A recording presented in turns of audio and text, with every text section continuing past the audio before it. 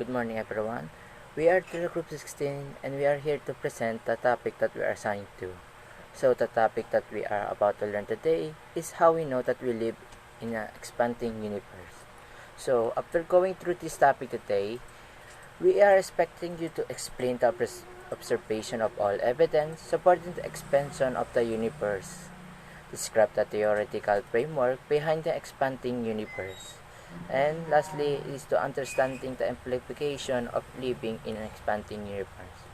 So before we start, let's ask this question for you guys. What caused the Big Bang? Was there anything before the Big Bang?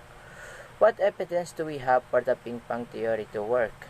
So how we can say the universe expanding? What exactly is expanding in the universe? So, let's start. So, before 1987, many scientists thought that the universe always existed. But Einstein's revolutionary theory of gravity changed all the rules.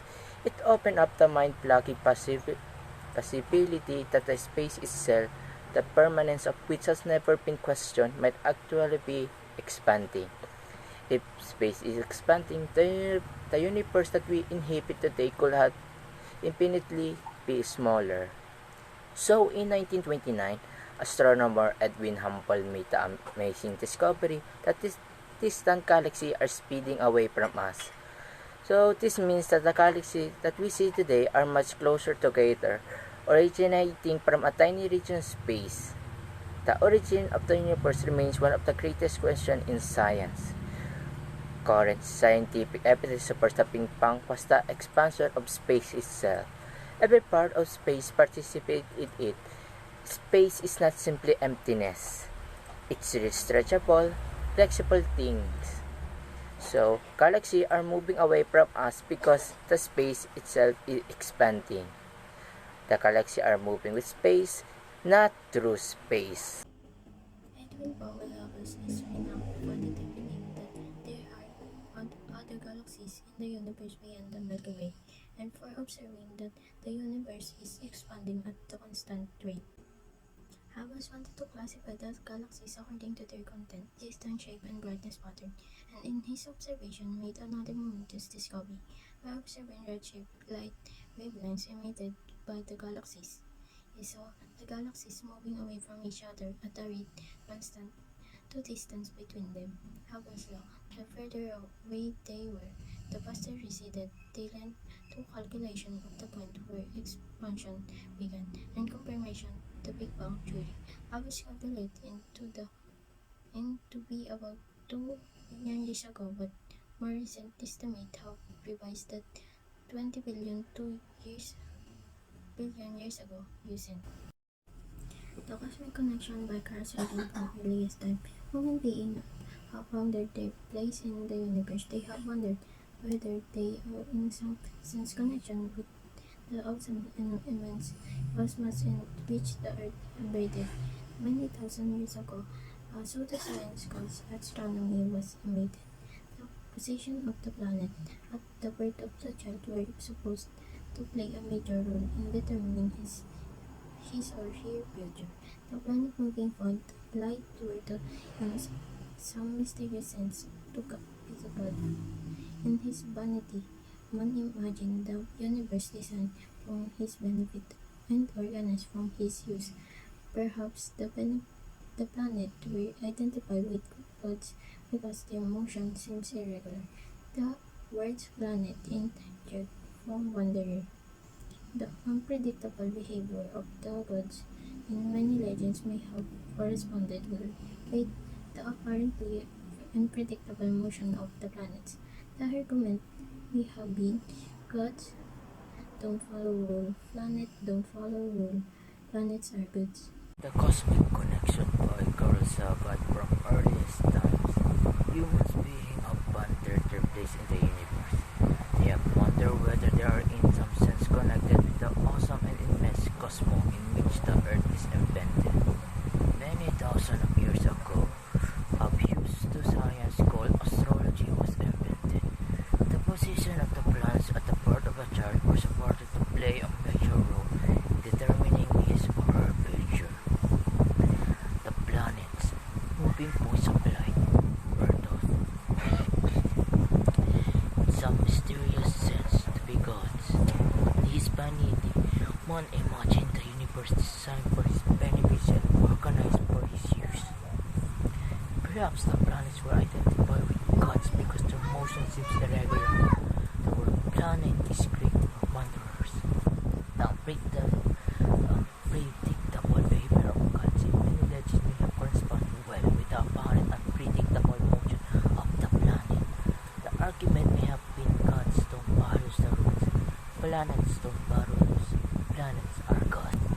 Terms and definition.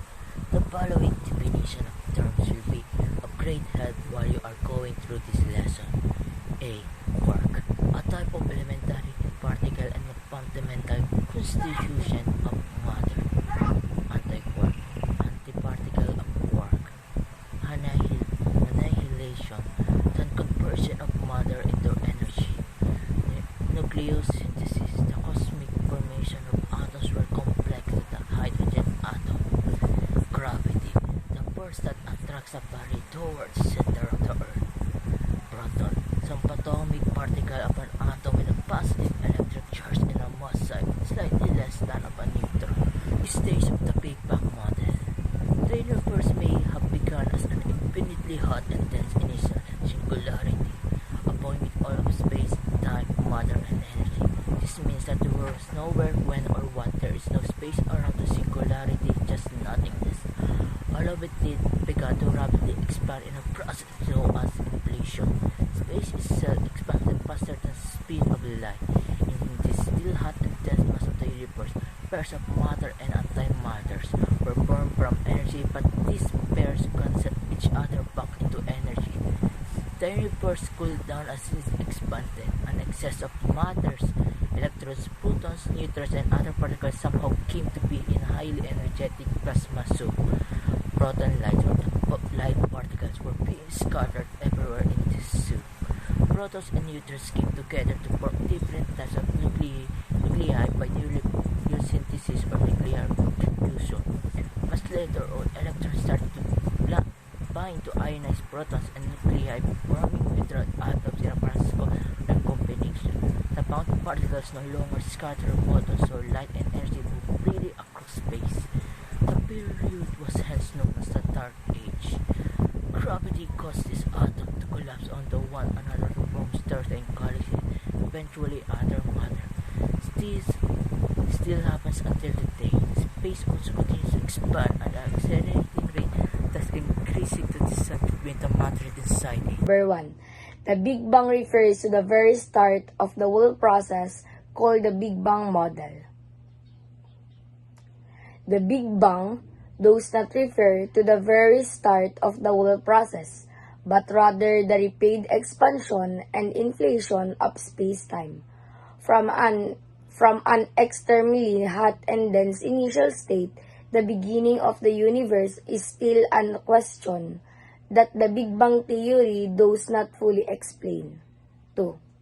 The Big Bang was not an explosion that carried matter outward from a point. It refers to the rapid inflation of space itself. You are absolutely right. The Big Bang was not an explosion of matter into pre-existing space, rather it was the expansion and inflation of space-time itself, carrying matter and energy along with it. The universe did not expand into anything as there was no pre-existing space or time before the Big Bang. The theory does not explain what caused it was where the singularity come from, but the Big Bang model does not need a cause to be valid theory. It simply needs to show that observation and evidence validate its assumption. The model is a working in process that we are still finding evidence from until now. The Big Bang model does not need to explain the ultimate cause or origin of the initial singularity to be valid and success. Scientific theory, as you noted, the model simplify need accurately describe the observation, expansion, evaluation, and properties of the universe based on the available evidence. The search for the understanding cause of the origin of the initial condition is an ongoing area of research and speculation of cosmology and theoretical physics. Hubble's law, also known as Hubble's geometry law, is the observation in physical cosmology that galaxies are moving away from Earth in speed proportional to their distance. In other words, the further they are, the faster they are moving away from Earth. We say simply that a galaxy's velocity is directly proportional to its distance and also tell us something important about the state of the universe. If the universe is static and is unchanged, there should be not correlation between distance and velocity. We do not know why we are born into the world, but we can try to find out what sort of the world it is, at least in its physical aspect. Edwin Hubble.